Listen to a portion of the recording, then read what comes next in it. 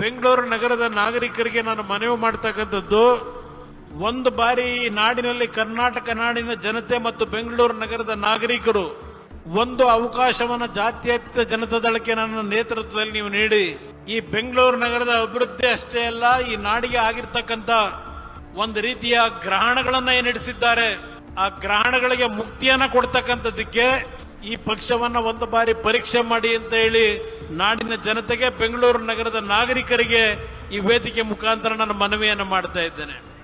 ನೆನಪಿಸ್ಕೊಡ್ತೇನೆ, ಇವತ್ತು ಯಾವೊಂದು ಮೆಟ್ರೋ ರೈಲಿನ ವ್ಯವಸ್ಥೆಗಳು ಈ ನಗರದಲ್ಲಿ ಈ ಮಟ್ಟಕ್ಕೆ ಆಗಬೇಕಾದರೆ ನೀವು ಬೆಳೆಸಿರ್ತಕ್ಕಂಥ ನಿಮ್ಮ ಮನೆಯ ಮಗನೋ ಅಣ್ಣನೋ ತಮ್ಮನೋ ಅಂತಕ್ಕಂಥ ಪ್ರೀತಿಯನ್ನು ಕೊಟ್ಟಿದ್ದೀರಿ.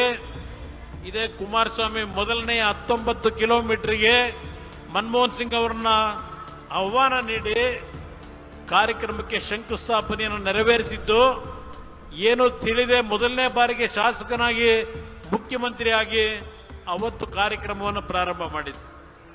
ಬೆಂಗಳೂರು ನಗರದ ಹಲವಾರು ಫ್ಲೈಓವರ್ಗಳು, ಹಲವಾರು ರೀತಿಯ ಒಂದು ಟನಲ್ ರೋಡ್ಗಳನ್ನು ಮಾಡತಕ್ಕಂಥ ನಿರ್ಧಾರ ಅವತ್ತು ಮಾಡಿದ್ದೆ. ಇವತ್ತು ಸುಮಾರು 17 ವರ್ಷ ಆಗಿದೆ. ಈಗಿನ ಸರ್ಕಾರ ಟನಲ್ ರೋಡಿನ ಬಗ್ಗೆ ಕನವರಿಕೆ ಈಗ ಮಾಡ್ತಾ ಇದ್ದಾರೆ. ನಾನು ಅಂದೇ ಒಂದು ಕೊರಿಯಾ ಕಂಪನಿಗೆ ಒಂದು ಆದೇಶ ಮಾಡಿ ಮೀನ್ ಸ್ಕ್ವೇರ್ನಿಂದ ನಮ್ಮ ಹೆಬ್ಬಾಳದ ಫ್ಲೈಓವರ್ವರೆಗೆ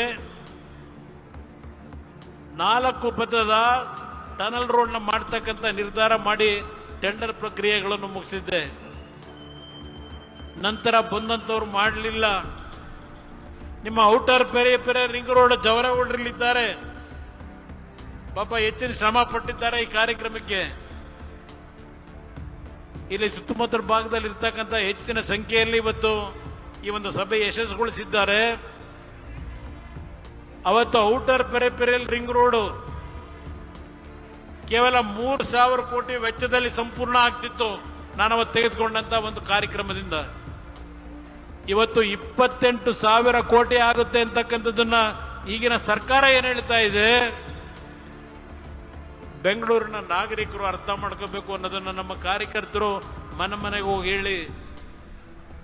9 TMC ನೀರು ಕಾವೇರಿಯಿಂದ ಕಾಂಗ್ರೆಸ್ ಸರ್ಕಾರ ಕೇಂದ್ರದಲ್ಲಿ ಅಧಿಕಾರದಲ್ಲಿ ಏನಿದ್ರು ಕೊಡ್ಲಿಕ್ಕೆ ತಯಾರಾಗಿರ್ಲಿಲ್ಲ.